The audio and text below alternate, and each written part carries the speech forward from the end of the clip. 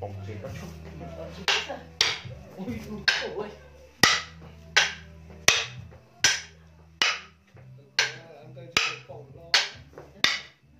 Chỉ bóng cho nên là chỉ bóng sang lại.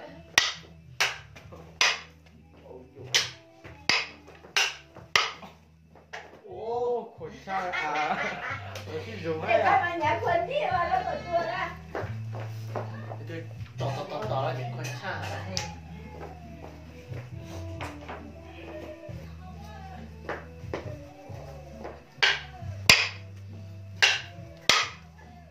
Ôi, chỉ sụp thôi.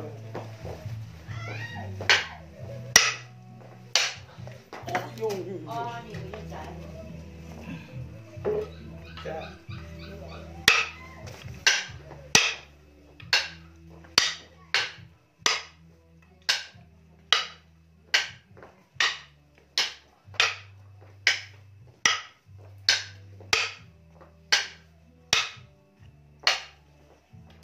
Ô, từ lúc nào chị chờ à?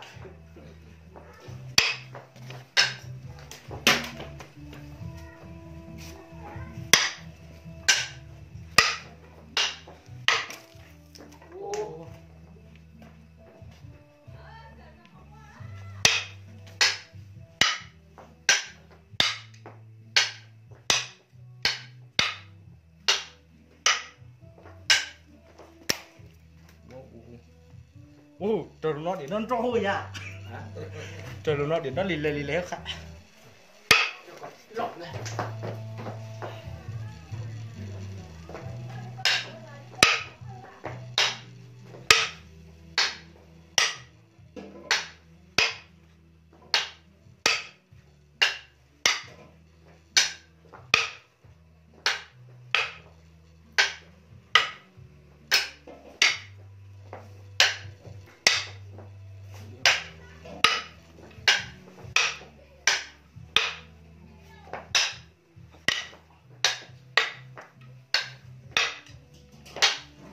Mua mã phát trực tiếp nó mua mã rồi nhá. Chứ mà mày sao? Mua hai cỏ nó mua cú hay coi. Cú lúc chi? Cú chịu này á. Thật sự. Ôi trời.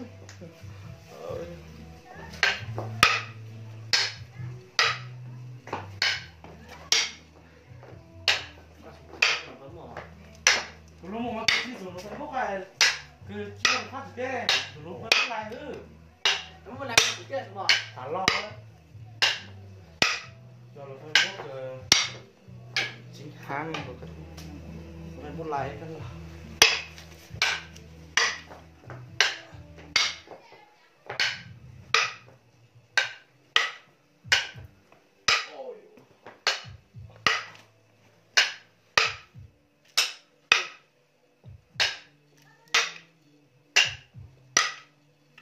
Ui.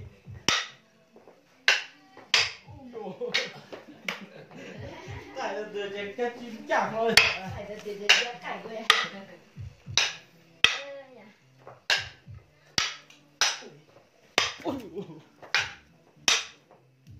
Công tác đó là phải ai có chưa có tiền này.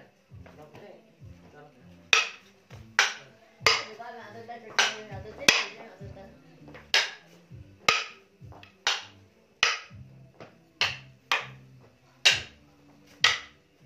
Chúng ta gì ra gì cao ấy ạ.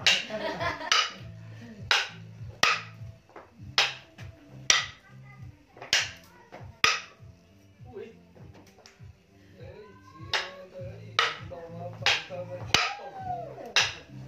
Đây là chúng ta đi à. Cái này đi học này chưa? Bể cho. Thầy cho. Ở đây anh chuyện ở tựa về cho nhiều cho em đề cho đủ. Đây thì năm thầy hôm qua. Ôi trời. Ồ. Chứ thì đã là đó. Nó sẽ tông. Thì sao mà đó.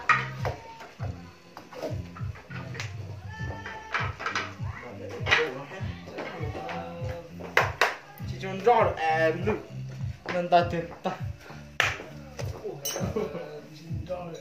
Em nó tông trượt ta. Nó đây ra nó tông trượt ta. Lễ vừa 摸到。那本来这股这开那个。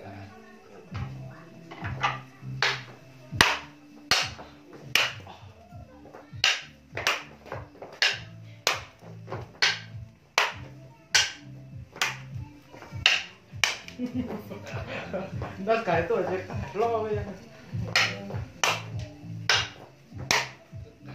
改个我的那个金真神，对，可能只剩在。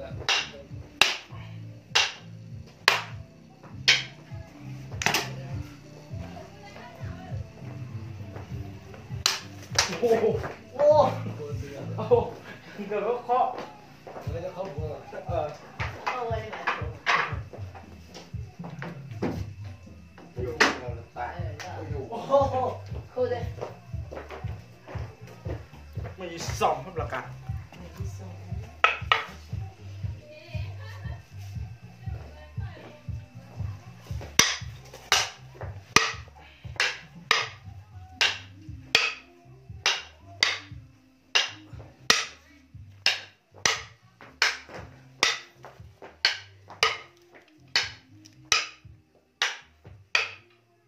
มันก็ต้องการมันจีจะช่วยยานน้อยนะ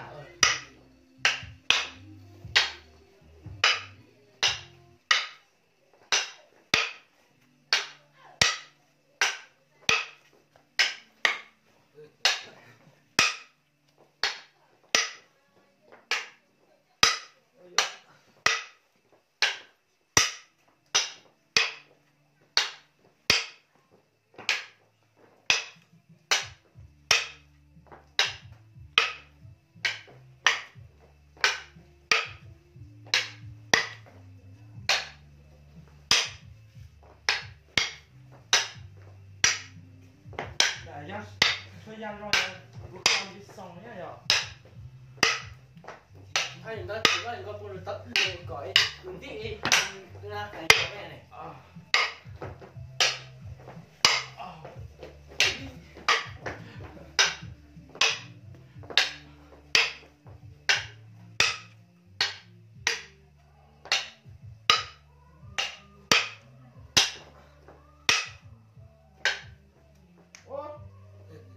这呀，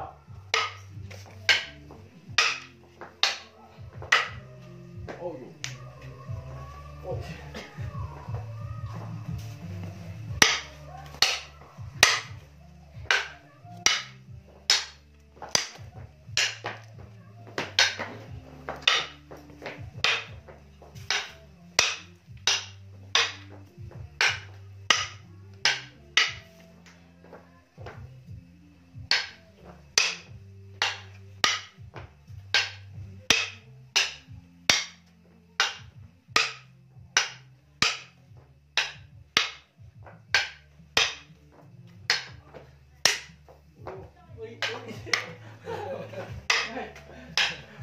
这是手上。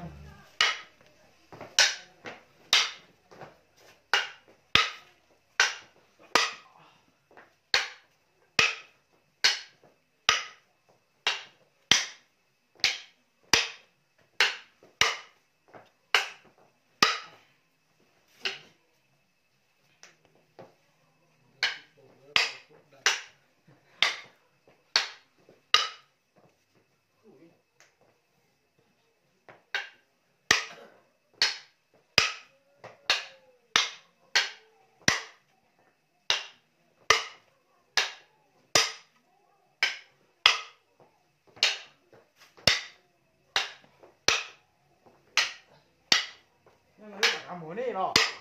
这弄鸡蛋哎，怎么样？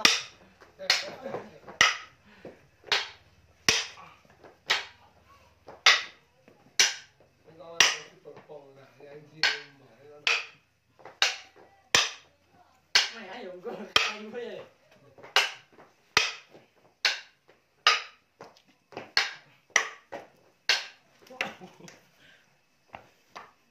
那咱们这上那个嘿，没去说打。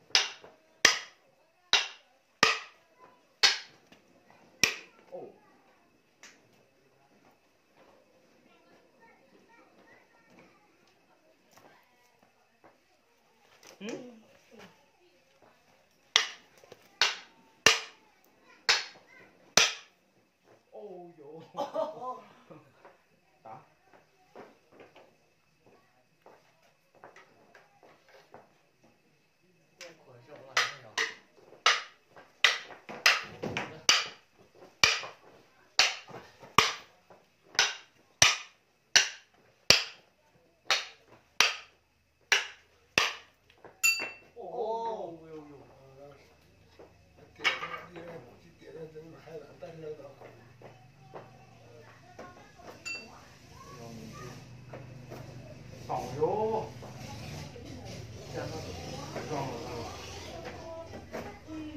rồi vào đi chai đi tao